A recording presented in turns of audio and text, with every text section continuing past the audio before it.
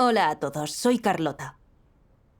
La autora del artículo que voy a leer hoy es una líder de la Iglesia.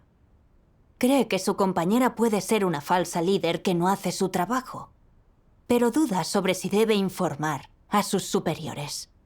Al final decide guardar silencio.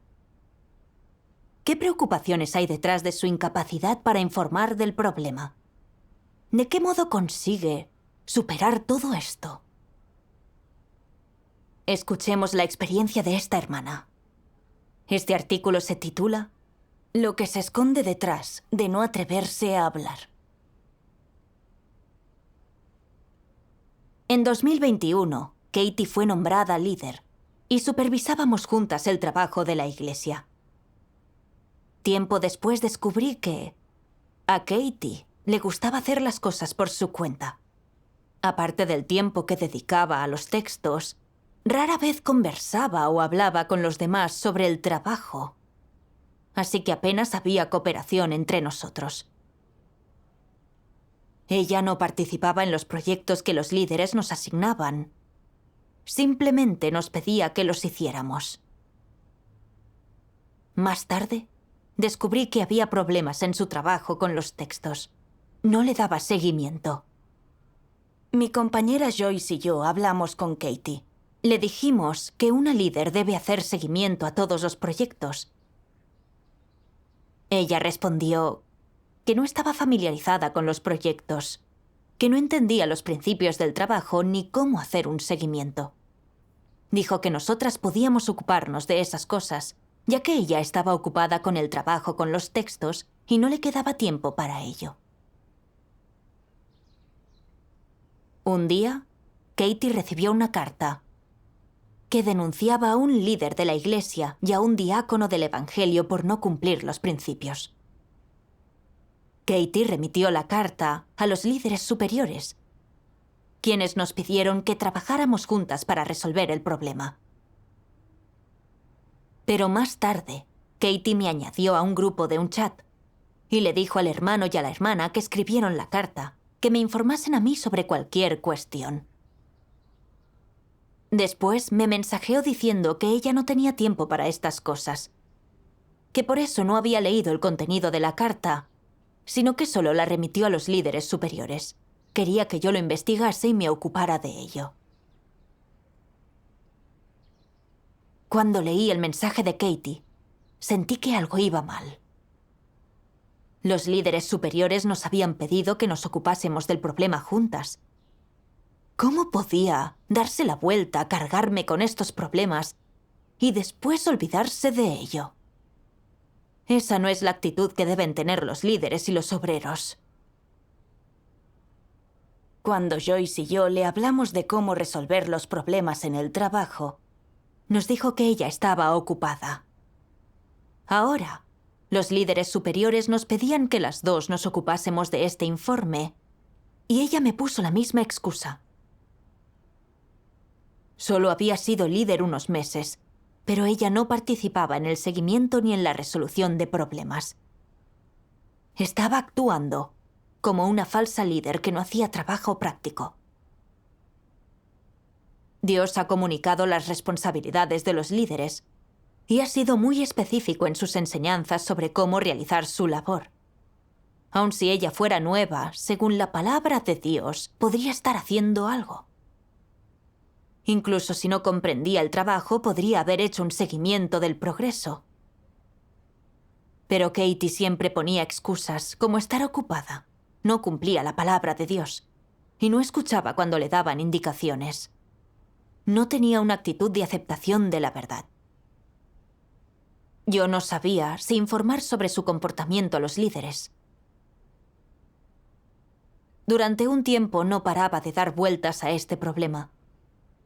Y pensé en contárselo a los líderes, pero recordé la vez que Katie les informó de un problema con un líder. Sin entender bien el fondo del asunto, supuse que ella juzgaba a ese líder a la ligera, así que la analicé y la expuse con dureza. Cuando los líderes superiores lo supieron, trataron conmigo por ser injusta y por oprimir a las personas, e incluso analizaron mi comportamiento en una reunión. Si yo informaba sobre ella a los líderes superiores, pensarían que estaba oprimiéndola, excluyéndola y que intentaba encontrar algo en su contra. No podía dar esa impresión a los líderes superiores. Si me iban a despedir por esta carta, ¿no sería mayor el riesgo que la recompensa? Por tanto, decidí no mencionar sus problemas. En junio de este año, como la obra evangélica de la iglesia de Katie no iba bien, los líderes superiores pidieron al hermano Jerry que se encargase de la obra evangélica. Hubo algunas reasignaciones de personal y Jerry y algunos supervisores llegaron a acuerdos con base en los principios, sin la aprobación de Katie. Cuando Katie se enteró, sintió que Jerry no la tomaba en serio y lo juzgó a sus espaldas. Ella dijo que Jerry quería su propio pequeño reino y que, aunque no fuera un anticristo, era un falso líder que no hacía su trabajo. Katie socavaba la relación entre supervisores y los hermanos y hermanas. Incitaba a colaboradores a participar en luchas por celos y así dificultó la realización de la obra evangélica. También hizo que una hermana participase en la obra evangélica, solo para averiguar cómo iba el trabajo de Jerry, tener argumentos contra él y esperar una opción de venganza.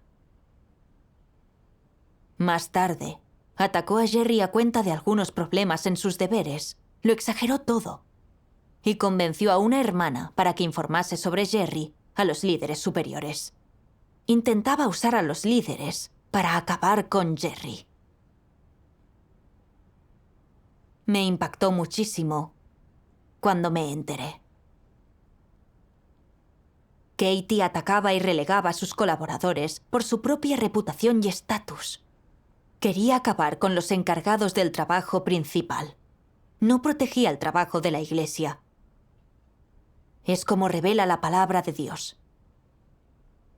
La supresión pública de la gente, la exclusión de la gente, los ataques contra la gente y la exposición de los problemas de la gente por parte de los anticristos es todo parte de su objetivo.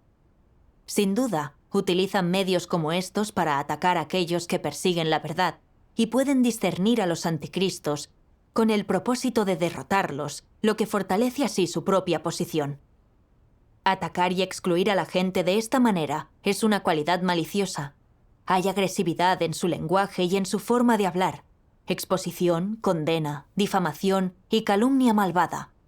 Incluso tergiversan los hechos, hablando de cosas positivas como si fueran negativas y negativas como si fueran positivas. Invertir el blanco y el negro y mezclar lo correcto y lo incorrecto de esta manera logra el propósito de los anticristos de derrotar a la gente y arruinar su reputación. ¿Qué mentalidad da lugar a este ataque y exclusión de los disidentes? La mayoría de las veces proviene de una mentalidad celosa. En un carácter cruel, los celos conllevan un fuerte odio, y como resultado de sus celos, los anticristos atacan y excluyen a la gente. En una situación como esta, si los anticristos son expuestos, denunciados y pierden su estatus, su mente sufrirá un ataque. No se someterán ni se alegrarán por ello, lo que facilita aún más el desarrollo de una fuerte mentalidad de venganza. La venganza es un tipo de mentalidad y también es un tipo de carácter corrupto. Cuando los anticristos ven que lo que alguien hizo les ha perjudicado, que otros son más capaces que ellos o que las declaraciones y sugerencias de alguien son mejores o más elevadas que las suyas, y todo el mundo está de acuerdo con las declaraciones y sugerencias de esa persona, los anticristos sienten que su posición está amenazada, surgen los celos y el odio en sus corazones y atacan y se vengan. Al vengarse, la gente generalmente da un golpe de prevención a su objetivo. Son proactivos al atacar y doblegar a la gente hasta que la otra parte se somete. Solo entonces sienten que se han desahogado. ¿Qué otras expresiones existen para atacar y excluir a las personas? Menospreciar a los demás. Menospreciar a los demás es una de las formas en que se expresa. No importa lo bien que lo hagas, seguirán menospreciándote o condenándote hasta que seas pasivo y débil y no puedas mantenerte en pie. Entonces estarán contentos porque han logrado su objetivo. ¿Es la condena una parte de lo que significa menospreciar a los demás? Sí. ¿Cómo condenan los anticristos a la gente? Hacen montañas de un grano de arena. Por ejemplo, tú hiciste algo que no era un problema, pero hacen un gran alboroto al respecto para atacarte. Piensan en todo tipo de formas para ensuciarte y te condenan haciendo una montaña de un grano de arena, de tal manera que otros que escuchan piensan que lo que los anticristos dicen tiene sentido y que tú hiciste algo malo. Con esto, los anticristos han logrado su objetivo. Esto es condenar, atacar y excluir a los disidentes. ¿Qué significa excluir?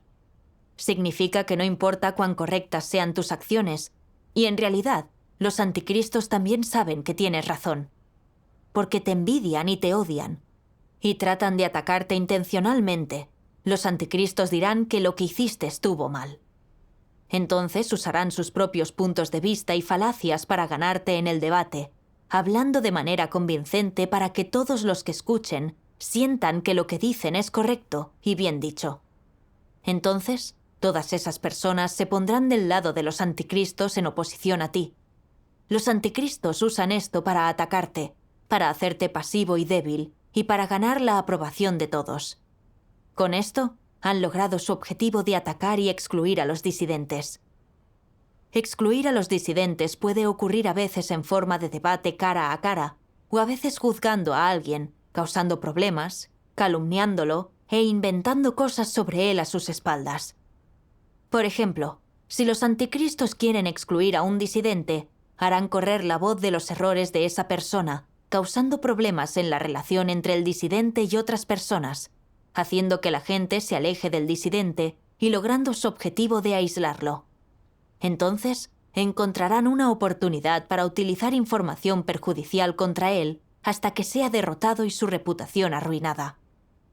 En las mentes de los anticristos, esto es desmoronar a un competidor, no sea que amenace la posición de los anticristos. Dios revela que los anticristos se esfuerzan para proteger su reputación, para gobernar sobre la Iglesia como reyes. Atacan y rechazan a los que buscan la verdad y desarrollan odio hacia ellos. Los que buscan la verdad les molestan, hacen una gran montaña de problemas pequeños y siempre atacan.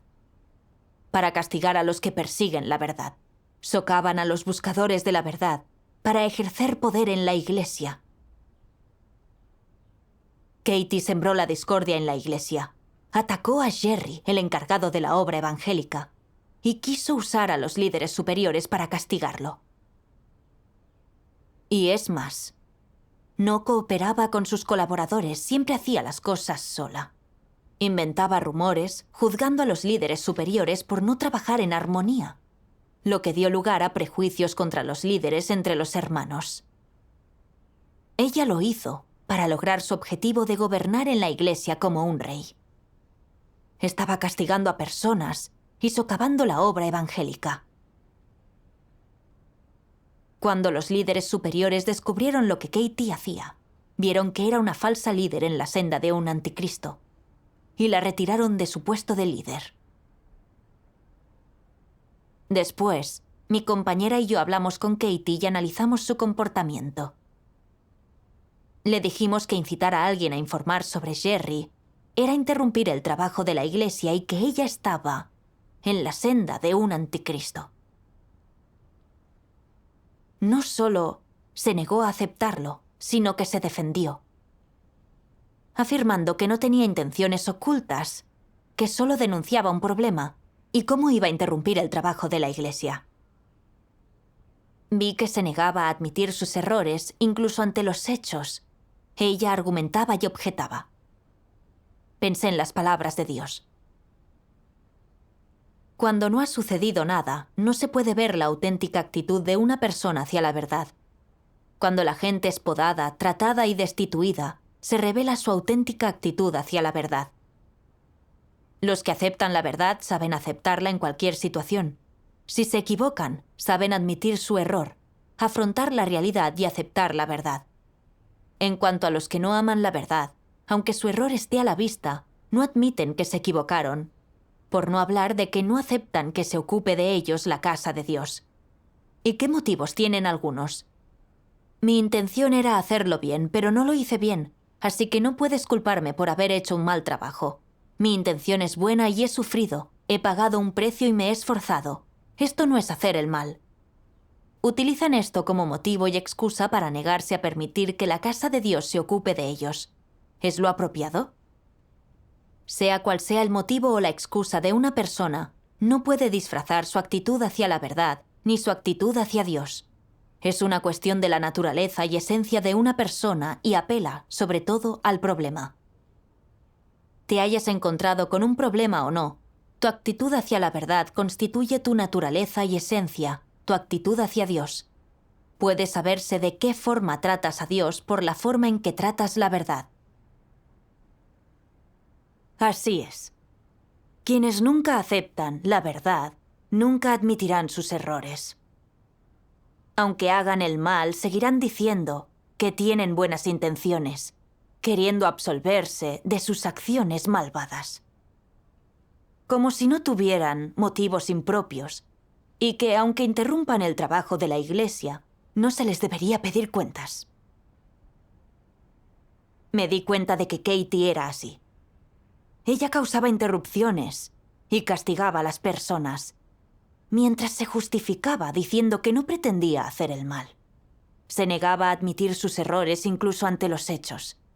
Rechazaba totalmente la verdad.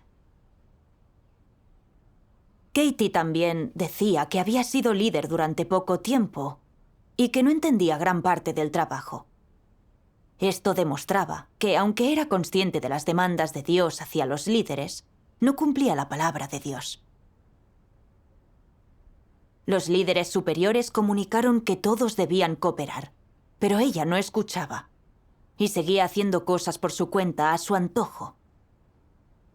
Su comportamiento hacía patente que no aceptaba ni se sometía a la palabra de Dios ni a nada positivo. Al final, incluso quería castigar al hermano Jerry para destrozar la obra evangélica en beneficio de su estatus. Esto prueba que no defendía el trabajo de la Iglesia, que por su naturaleza no amaba ni aceptaba la verdad, y que su despido fue justicia de Dios. Y así tuve un mayor discernimiento sobre ella. También reflexioné sobre mí. Ya noté que era una falsa líder que no hacía trabajo práctico, y quise informar sobre sus problemas a los líderes. Pero al final, ¿por qué no tomé esa decisión? Llevé mi estado ante Dios en la oración, pidiéndole que me guiase para entender mi problema. Leí esto en las palabras de Dios. Algunos individuos actúan según su propia voluntad, vulneran los principios y tras ser podados y tratados, admiten solo de palabra que son arrogantes y que cometieron un error solo porque no tienen la verdad. Sin embargo, para sus adentros, se siguen quejando. Nadie más que yo se juega el cuello y al final, cuando algo va mal, me cargan a mí la responsabilidad. ¿No es una estupidez por mi parte? La próxima vez no puedo hacer lo mismo, jugarme el cuello de ese modo. El clavo que sobresale recibe un martillazo. ¿Qué te parece esta actitud? ¿Es una actitud de arrepentimiento? No. ¿De qué actitud se trata? ¿Acaso no se han vuelto evasivos y astutos? Piensan para sus adentros. Tengo suerte de que esta vez no se convirtiera en un desastre. Por así decir, de los escarmentados nacen los avisados.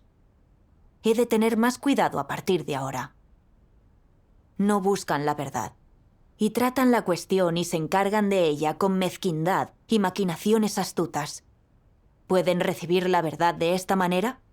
No pueden, porque no se han arrepentido. Lo primero que hay que hacer al arrepentirse es reconocer qué has hecho mal y ver dónde has errado, la esencia del problema y el carácter que has revelado. Debes reflexionar sobre estas cosas, aceptar la verdad y luego practicar de acuerdo con la verdad. Solo esta es una actitud de arrepentimiento. Si, por el contrario, consideras exhaustivamente maneras astutas, te vuelves más escurridizo que antes, tus técnicas son más ingeniosas y ocultas y tienes más métodos para abordar las cosas, el problema no se resume solo en que seas astuto.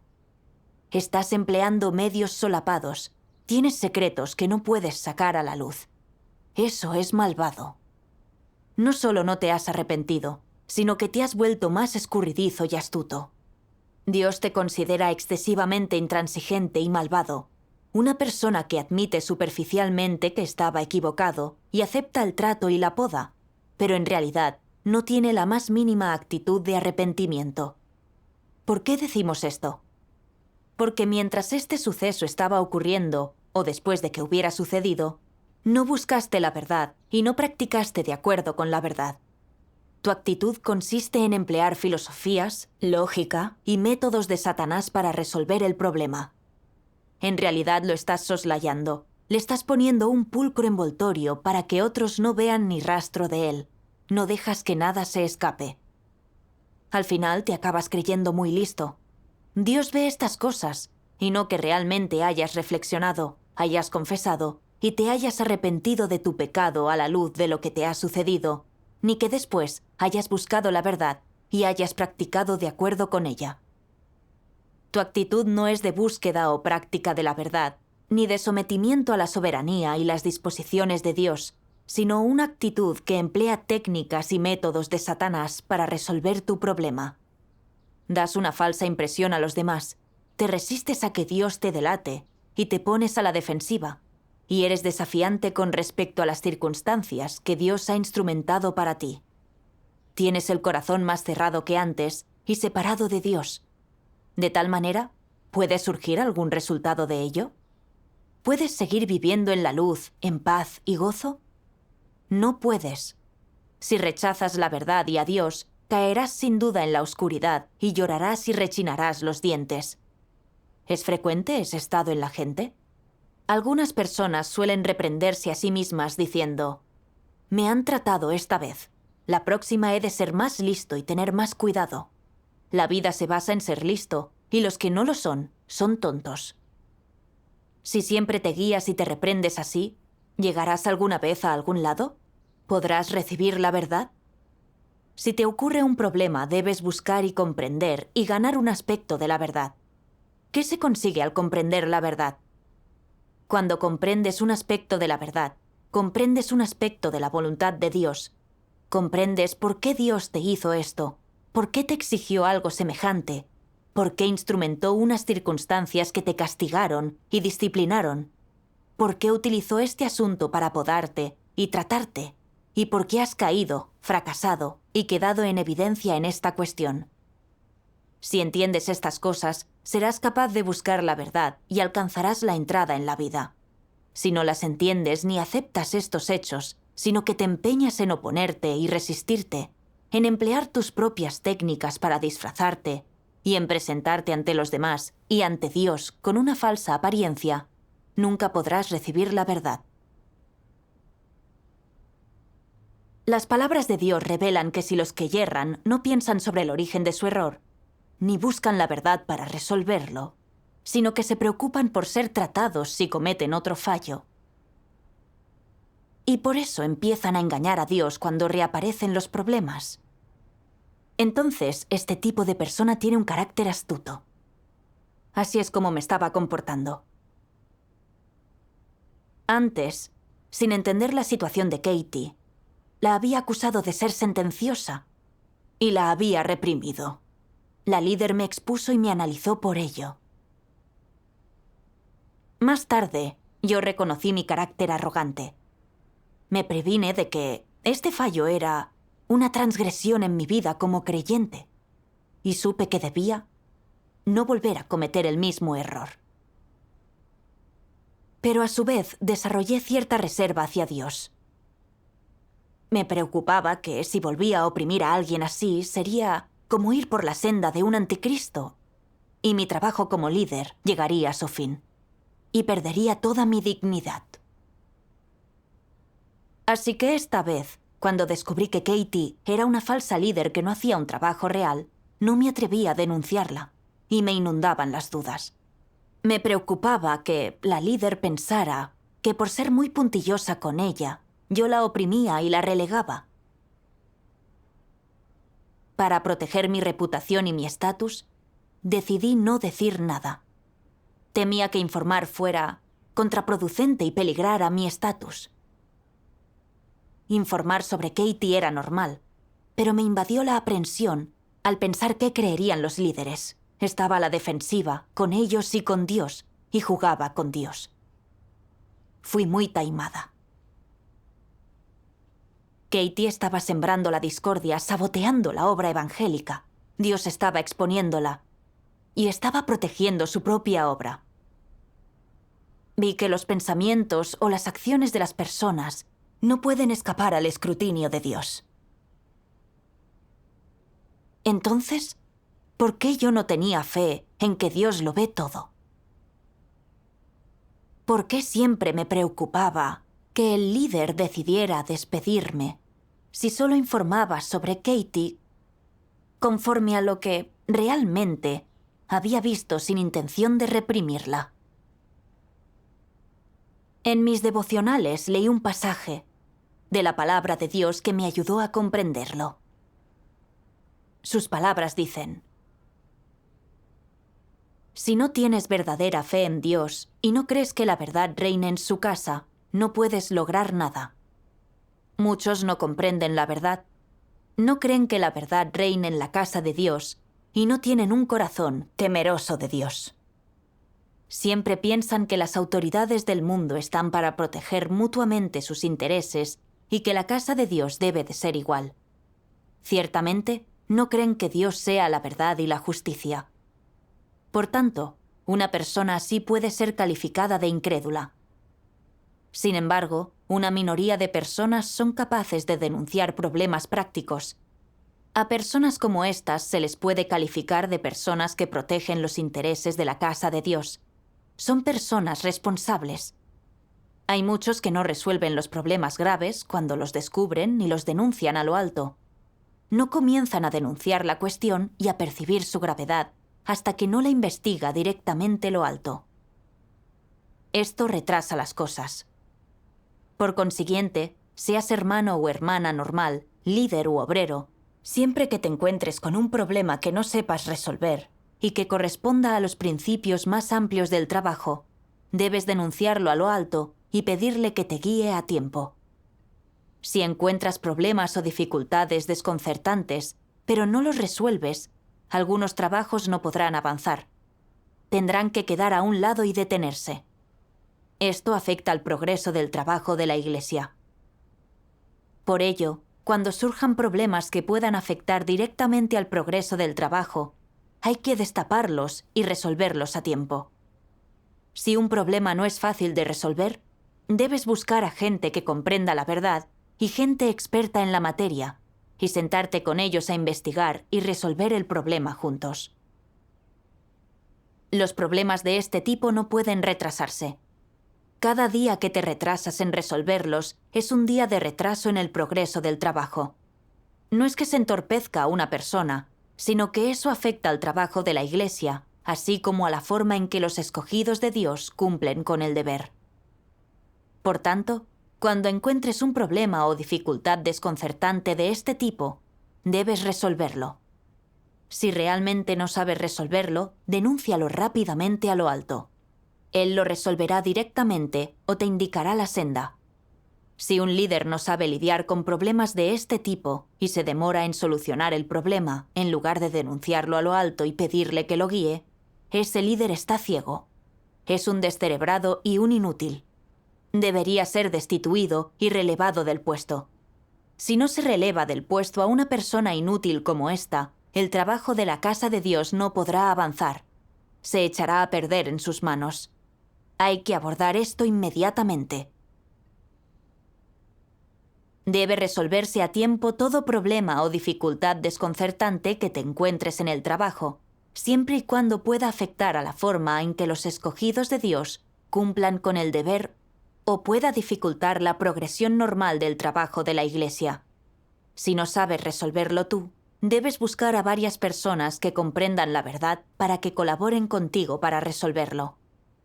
Si el problema aún no se resuelve de esta manera, debes tomarlo, denunciarlo a lo alto y pedirle que te guíe. Esto es responsabilidad y obligación de los líderes y obreros. Al leer la palabra de Dios, percibí que aunque había sido creyente desde hace muchos años, no tenía fe en Dios y no entendía su carácter justo. No creía que la verdad impera en la casa de Dios. Y por eso, el recelo residía en mí. La Iglesia evalúa y descarta a las personas según los principios. Incluso si alguien es un líder, si durante un tiempo no hace un trabajo real, es arbitrario, hace las cosas como le placen, o no hace cambios incluso después de que le enseñen repetidamente, entonces será destituido, no será protegido.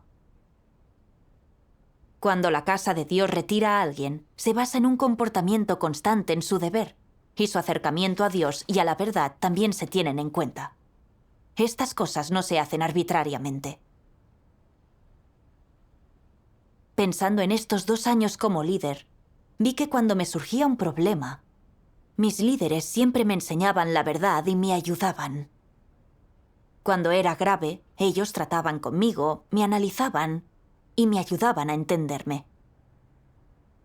Como cuando oprimí a Katie, porque no entendía la verdad, y me amparaba en mi carácter arrogante. El líder no me despidió por esa acción, sino que me indicó mis problemas y me permitió arrepentirme. Además, Katie fue nombrada líder de la iglesia, pero nunca hacía ningún trabajo práctico y hacía el mal caminando por la senda de un anticristo. Cuando los líderes se enteraron de esto, la despidieron de inmediato. Las cosas que presencié y experimenté personalmente demostraron que la verdad y la justicia reinan en la casa de Dios. Pero yo había pensado que al informar sobre los problemas de Katie, parecería que yo reprimía a alguien talentoso y que me despedirían. Esta forma de pensar era equivocada. Yo era muy astuta y carecía de auténtica fe en Dios. No tenía claro lo que era defender el trabajo de la Iglesia y qué era reprimir a las personas.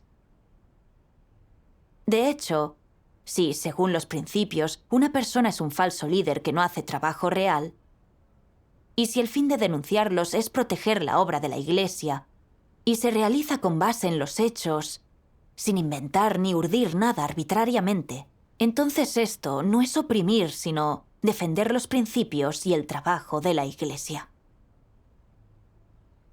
Si tus intenciones son vengarte o castigar a alguien, si juzgas o condenas a una persona porque no hace lo que tú quieres, o amenaza o se niega a someterse a tu estatus, y si distorsionas los hechos para castigarla, entonces eso es opresión. Los comportamientos de Katie que yo quería denunciar eran cosas que yo vi al interactuar con ella. Mi informe no fue un acto de venganza. Quería denunciar los problemas y evitar daños en el trabajo de la Iglesia. Se trata de proteger la Iglesia, no de reprimirla ni castigarla. Además, una de las responsabilidades de un líder es, de inmediato, informar y buscar orientación sobre dificultades en el trabajo. Hoy ninguno de nosotros entiende la verdad. Cuando encontramos muchas dificultades en nuestro trabajo, cosas que no entendemos del todo, o personas que no comprendemos, deberíamos informar rápidamente a los líderes superiores. Esto es especialmente importante. Solo porque una persona sea líder o supervise un proyecto, no significa que sea la adecuada. Porque antes de que una persona gane la verdad, puede seguir y hacer caso de su carácter corrupto e interrumpir el trabajo en cualquier momento. Nunca se sabe cuándo alguien puede desviarse.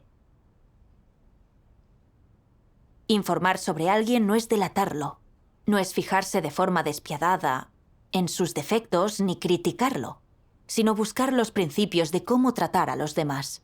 Se hace para defender la obra de la Iglesia. Si se descubre que esta persona está bien y el problema está en tu propio discernimiento, al informar a los líderes y buscar enseñanza, aprenderás los principios y a tratar a otros con justicia. Si la búsqueda determina que existen problemas en la labor de esta persona, también podrás comunicarte con ella, ayudarle a cumplir con su deber, conforme a los principios. Esto es bueno para la obra de la Iglesia y para los hermanos y hermanas. Por supuesto, aquellos con poca humanidad y que no defienden la obra de la Iglesia deben ser transferidos o despedidos rápidamente para que no afecten al progreso del trabajo. Entonces, los líderes tienen el deber y la responsabilidad de informar de los problemas con prontitud. Cuando entendí la voluntad de Dios, decidí que, si descubría problemas con otro líder o supervisor de la Iglesia, hablaría con mis colaboradores rápidamente si no comprendía algún aspecto. Y si nadie pudiera entender el asunto con claridad, lo denunciaría. Ya no podía considerar solo mis intereses ni ser tan egoísta. Un día descubrí que mi compañera Jani no captaba los principios en su deber, que siempre se estaba fijando en cosas triviales y retrasaba el progreso de Vídeo. Cuando los líderes superiores preguntaron por el retraso en el trabajo de Vídeo, informé sobre los problemas de Jani aportando datos. Después enseñaron algunos principios sobre cómo cumplir con este deber. Nos dieron una senda más clara, y el progreso del trabajo de Vídeo mejoró claramente. Este resultado me llenó de una sensación de paz y sentí la alegría de practicar la verdad. Mediante esta experiencia, alcancé cierta comprensión de mi carácter corrupto y de por qué razón no me atreví a informar. Vi que era demasiado egoísta y astuta, que valoraba demasiado mi estatus. Solo por proteger mis intereses, temía informar de un problema y ser acusada de opresora. Con la guía de la palabra de Dios, conseguí conocer mi carácter corrupto, corregir mis pensamientos y perspectivas erróneas y alcanzar una senda de práctica. Gracias a Dios. Así termina el artículo testimonial de hoy. Gracias por vernos. Hasta la próxima.